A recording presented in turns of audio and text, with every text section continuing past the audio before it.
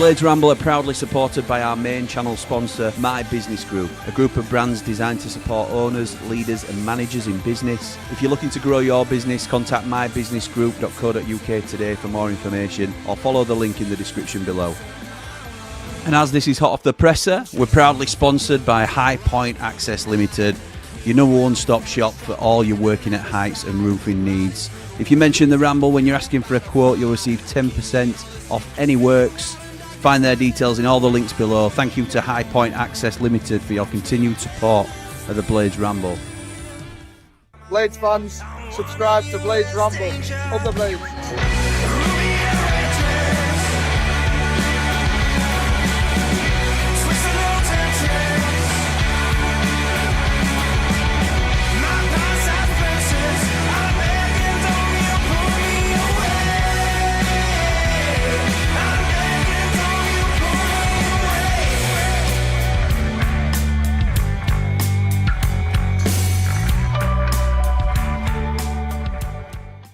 What is happening, Blades, and welcome back to the Blades Ramble. I am, of course, Jimmy, and this is hot off the presser. Now, would you believe me if I said I've just almost done a full show and didn't realise we weren't live? Now, everybody on YouTube and all these professionals, and John's probably shouting at me now for doing it, but everybody will tell you, you shouldn't be advertising the fact that it's gone so wrong, and you should be bluffing it, and you should be letting people think that it's all gone fine and swimming and all that sort of stuff, but it hasn't.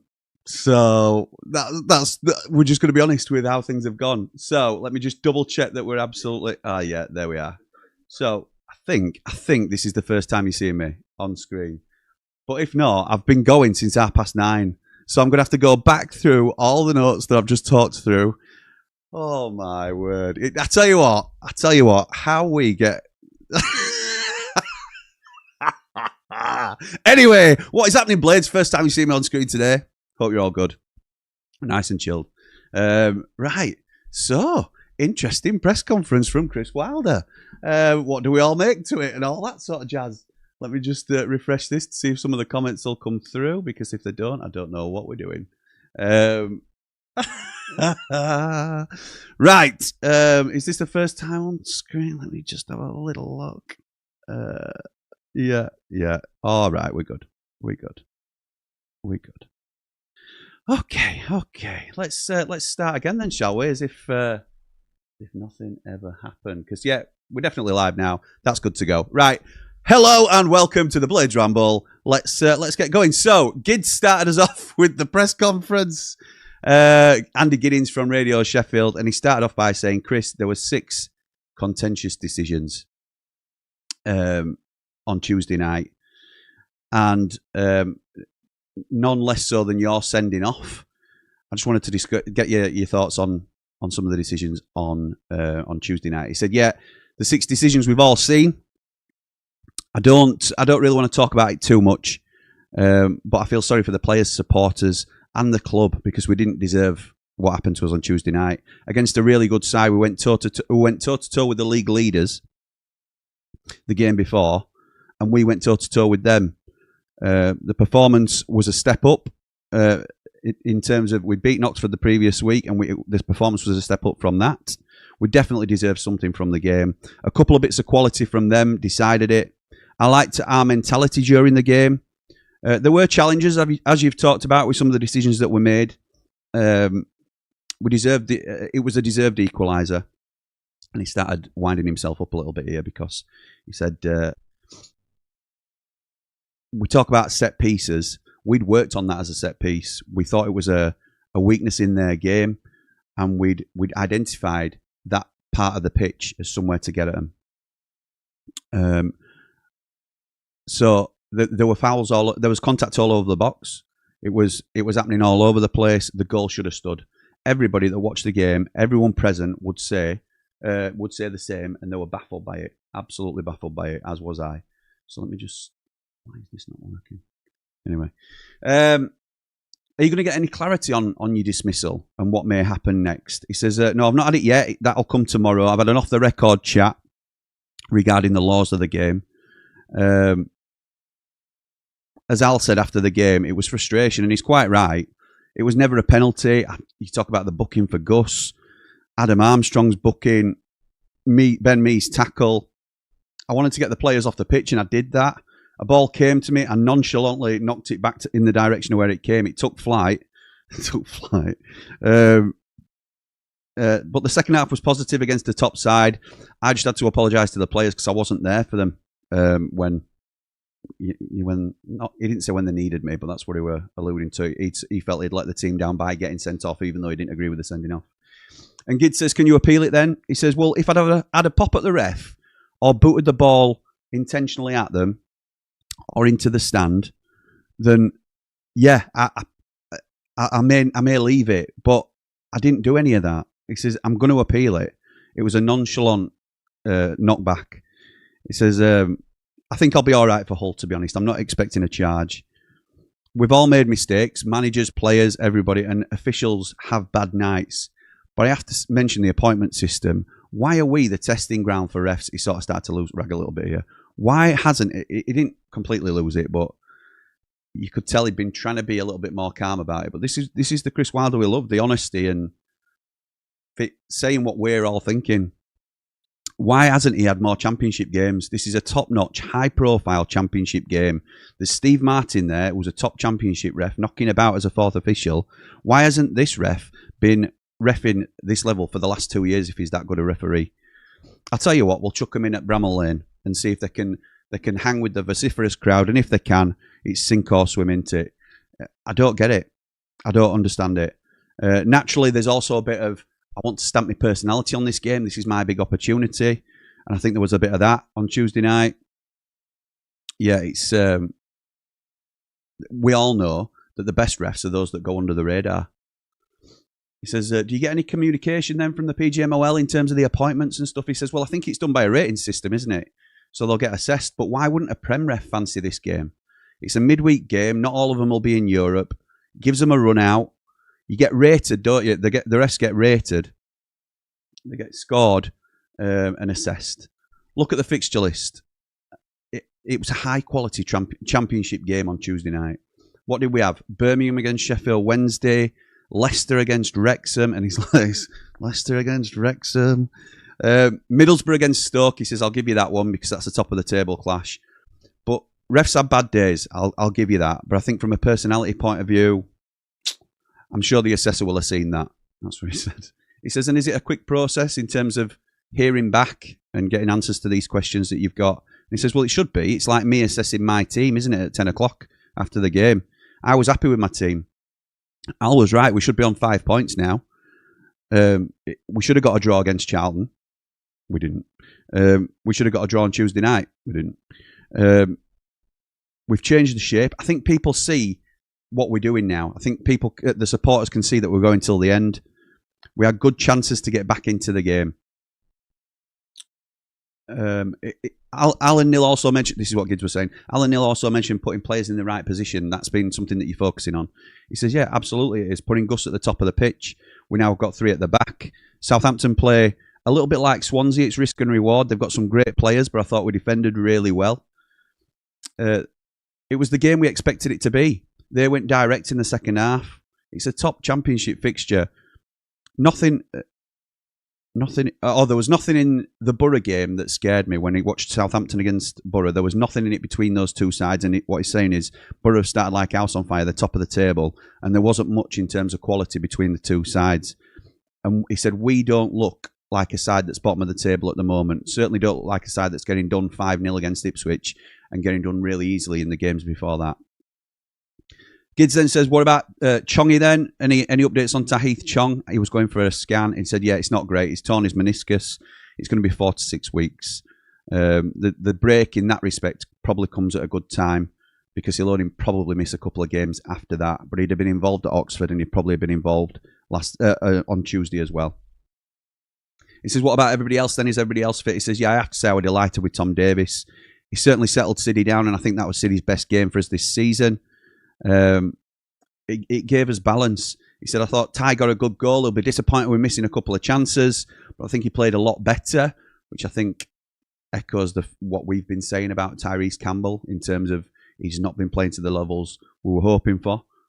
But Wilder thought he played a lot better. He says we've got another 90 minutes out of Gus, which is really good. Defensively, we weren't under great pressure. Coops did well with what was asked of him. It's just at the top of the pitch that we need to work it out. He says, is Godfrey available? This is Gid's next question. Is Godfrey available for the weekend? He says, no, he's still out with a personal issue. He says, what about Hull then and Ollie McBurney coming back? I'm sure you'll want to be meeting up with him and stuff like that. He was saying, well, he should be wearing a red and white shirt. I have to say, he should be wearing a Sheffield United shirt at the weekend. I think we all realised there was a strong chance that Kiefer could have left at the end of the season. You need different types of players in your side. We've got linked players like Callum O'Hare and Gus Hamer. We've got players that can stretch the game like Tyrese Campbell. You always need a number 9. And it gives you different options in the side. Like I said, there was always a chance that Kiefer would leave. I have to say, Kiefer wanted the move.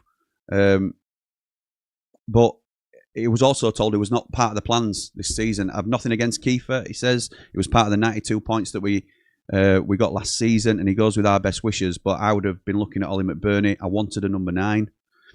I'm a fan of Ollie. I keep in touch with him. He was a big part of our 9th place finish. There were some criticisms of him by some small sections of our support. Andy the Blade, are you watching? But the contributions he made, he was a culture setter, and as a player and as both a player and a person, we paid people talk about the money that we've thrown around. He said we paid £8 million for Moose. We paid 18 million for Ollie McBurney. That took us from 17th to 9th in the Premier League, and that's about 12 million quid in consolidation. What's it called? Consolidarity payments or something like that. About 12 million quid, so they've effectively paid for themselves. He should have a number 9 shirt, a Sheffield United number 9 shirt on at the weekend. I believe Steve Bettis offered him the chance to come in and train with the lads and sort of, effectively a trial, try and earn himself a deal again. But I, from what I understand, there wasn't really much enthusiasm from the current manager at that time for that to happen. He says Ipswich were in for him, but Hull made him an offer that he wanted to take. I have to say, though, that knowing his affiliation to this football club and his affection for this football club, if things had been different, he'd be wearing a number 9 shirt for Sheffield United this weekend. He says, what do you think to the game then? What would you like to see from the game on Saturday? He says, I want a similar second half to Oxford and most of the Southampton game. Defensively solid, a good shape, compact and control the game. I'm sure it'll come. I don't like losing. Supporters saw what we did. They saw committed performance and trying to get back into the game. Hull have turned some good sides over recently and will have to play well. They've got Ollie Mack, John Lundstrom, John Egan, Regan Slater as well. All will want to come in. All will want to play well against Sheffield United. And Danny Hall then came onto the. I'm just trying to refresh this again. Came onto the call and started questioning about would you advocate for more accountability from referees then, Chris? And he says, yeah, it seems to be going that way in the Premier League. He says Howard Webb and Michael Owen do a show explaining it, and I've got a lot of time for Howard. He's a local boy, great referee. This is a big league, the Championship. We were confused about the appointment, and still nobody's explained it to me. He says, I'm not saying we should get the best refs all the time, but one that matches the fixture. And Danny says, yeah, you want Championship referees at this level, don't you? He says, yeah, we do. We want Championship level referees. Let's have a look. One that matches the fixture, he said.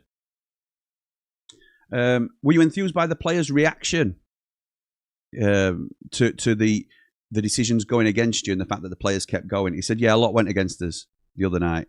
He said, I hadn't lost my head, by the way. I was walking off the pitch and I nonchalantly booted. He said it about 3 times. I nonchalantly knocked the ball back and it went into the crowd as it lifted. He said, I went straight into the crowd. I apologised to the fella and everything were okay. I turn around and I've got a red card. He says, the reaction from the players was great. As things are going to go against you during the season, he says, we were disappointed against Charlton. We came back and we won against Oxford. We all want to play our best for 46 games. It doesn't happen. It's not going to happen all the time. But the level of performance on Tuesday night was good enough to get something. And City will have been disappointed, says Danny Wonty as well. Thought he got the goal, thought he got the equaliser. He says, yeah, we heard the roar, and when I knew it was City, I was delighted. He's been playing as a single 6. This is interesting because it's something that we'd mentioned previously on the Ramble about City. He says he's been playing as a single 6 with 2 centre-backs behind him and the full-backs bombing on, so there were no support. He says he's been exposed. He's felt lost and confused. Everyone could see that. but I thought him and Tom Davies gave us balance. It dictated a lot of the game. The unfortunate thing now is that we're having to make some physical subs in Tom Davies and Ben Mee, and hopefully this break will give us the chance to work on that. He says, yeah, well, how important is this 2-week break to look at players' fitness? Says Danny, it's the first time you've got them together for such a long period. He says, well, I have to say the board and Steve Bettis have been outstanding with me. They've been asking, shall we go away to a camp in Spain or something like that to help the team spirit and team morale? He says, no, the team spirit is there. We don't need that. He says, we need to just work through things. He says, Cheog Benny's away, Peck's away with the 21s. And then he went on to say something else. And Danny says, yeah, Tyler's away as well. He says, no, I'm just talking about the boys that have been with the first team recently. He says, yeah, there's also Tyler Binden, Ryan One and Nils Zatterstrom that are away on international duty. He says it gives us a chance to get into players like Ben Mee, Danny Ings, get them up to speed, Tom Davies. We're working hard. But the board can't do enough for me and Steve Bettis. We just need time. That's what I've said to them. We need patience from the supporters. We are still catching up a bit. You look at Southampton, their boss has had all of the pre-season to work with them and a window. It's a good opportunity now for us to get back on the training ground with the players. Danny says, is it a chance for you to take stock as well? He says, well, we're in at 7, we're out at 5 every day. We're working tirelessly. You know the role of a football manager. It's not necessarily taking stock. It's just working with the players and getting the message across of how we want the team to look. Ollie Mack says, what about Ollie Mack then? Danny asking a similar question to what Gids had said before. What's it going to be like seeing him and the rest of the boys that used to play for you? He says, I love those boys to bits. You saw with Bash's testimonial, they all came together. We have to try and build that team spirit again. It doesn't happen overnight. We started it last season. How they are now as a group, we almost got that last season, and we're going to have to start building it again. It doesn't happen overnight, but we're well on with it. He says, yeah, but Danny finished off by saying, yeah, but there's no friendship, is there, on Saturday? He says, no. We don't like losing. They're the opposition. They're standing in front of us and standing in front of a big 3 points. So that was it. That was a really strong presser, I thought, from Chris Wilder. Let me just see if I can. I'm going to have to log out and sign back in here. Whether this works or not, I'm not entirely sure. Soon find out. Right. So, yeah, what did you think to his press conference? I thought, again, usually a lot of the focus was on the referee, understandably, because it was a frustration that came from the game. But there wasn't much towards Hull. I think people have been commenting previously saying, I think we just need to get to the international break and try and sort of limp up. Look, this is a really important game. I've got Countdown to Kickoff tonight where I'll talk about, again, I don't want to spoil what we're going to talk about, but I think this is a must-win game for Sheffield United at the weekend, just to keep us in touch with those sides. I think we're in that territory already of we don't want to get cut adrift. And if we do get cut adrift, it's quite a dangerous place to be. So, okay, I'm going to try and read some comments now, but I don't think I can get them on screen, unfortunately, because there's something gone up with this. So I'll read them off YouTube. But thank you to everybody that's commented so far. We'll now get your thoughts on it. So Al starts us off by saying, Jim lad, I do hope it all comes good for Sheffield United this season. All the best wishes for that. A vast behind R. Thank you, Al, the pirate. Gage sends in a $1.99 super chat with no comment. Thank you, pal. Very much appreciated. Love that from you. Very generous. If you've got any comment you want to make, then please do. Tom says, have I had to put a tenner on McBurney scoring now? Up the Blades. Up the Ramble, marching on together. A lot of Blades are fearful that McBurney might get on the score sheet at the weekend. I think it's probably a decent bet. We will be doing a watch along on the channel for the game. So if anybody wants to join us, they're more than welcome. Myself and Jod Motson will be watching United's trip to Hull. Morning, says David, just voted. Thank you, pal, and thank you for the reminder. We're finalists for 3 awards at the Football Content Awards, and the link is in the description of the video. It's a really easy process to just a couple of clicks, I think, to vote for us. If you feel like we're good value for it, then that'd be great. Thank you. Thank you, David. I appreciate your vote. Will says, I've got a feeling that McBurney scores, and has a top underneath with a printing that says, do you want my pink boots, Andy the Blades? Up the Blades, up the Ramble, like and subscribe. Josh says, no excuses now. Doesn't matter what goes against us. We need to win some games. Good teams win despite what goes against them, and we need to start doing that. That's right. We talked about it last night, didn't we? Was it last night? Yeah, on 90 after 90. I think I spoke with Mark Meljo about it. It's all right. You can see the improvements, or I can certainly see improvements in this side, and it's positive to see. If we don't turn these performances, these improved performances, into results, then confidence will undoubtedly start to wane again. So it needs to change. Otherwise, we'll be stuck. We'll be stuck, and we will end up in a big relegation battle. I'm sure of it. If things don't turn. Louis says, morning, Jimmy. Great presser from Chris as always. I wouldn't personally say the ref cost us the game, though. I think his performance cost us a point, as the Peck goal should have stood. For me, we lost the opportunity to win the game a few minutes after half-time when we lost a bit of control on things and it allowed them to play a bit. We also defended a set-piece poorly. Lots of positives, though. We'll get there. Needed a little more luck, and we just need some time. Up the Blades, up the Ramble. Please like and subscribe, folks. Thank you, Lewis. Appreciate that, pal. The view from the mountain is confident. This is turning around. I like how he's spoken about the tactical changes from Sayers and how he's working to find a solution with the players he has. No, this is what I want mentality. Absolutely right. Only Ogbenny and City out of the starting 11 are away over the international break. That's good. I remember when we'd have over half the 11 disappearing, so it's time to get things straight. Hull will be a test. Yes, they will, mate. Yes, they will. Mark Meldrew says, Wilder not a happy boy, which is understandable. The referee was horrific. Sounds like McBurney was pretty much done, but the clown didn't want him. Can't make it up, can you? Hull next, hopefully. 3 points. Up the Blades. Up the positive Meldrew. Top man. Thank you, Mark Meldrew. Hang on. Big T. Retracting a message. Lewis says, I think Saturday's result is very much dependent on if he's forced into changes and how many. I think if he can keep mostly the same starting 11, we go there with a chance. Oh, we definitely go there with a chance. We're playing a lot better, aren't we? Look, Hull have just turned Southampton over. Southampton have just beaten us. So it's certainly no layup. But there's a chance we go there and get something. Anglo-Saxon says, a few more weeks under Wilder and I feel like we could go on a run. Key players are gaining confidence and the new lads are showing more and more. O'Hare is absolutely key. Same with me and Ings. Yeah, I've got a countdown to kick-off coming up tonight, as I said. And I'll be going through my team and a little bit what we can expect from Hull as well. And see what you think, and I want your teams as well in that stream tonight. So Mark Meldrew says Roy, I thought we were friends. Calling me a clown, indeed. He wasn't calling you a clown, Roy. Let's be clear. McBurney was rubbish for us. We didn't play to his strengths. You saw the same with Moore. Steve Fletcher says 80% of our signings are rubbish for us, and great once they leave. With the Blades. Yeah, absolutely. Kev says, morning, Jimmy.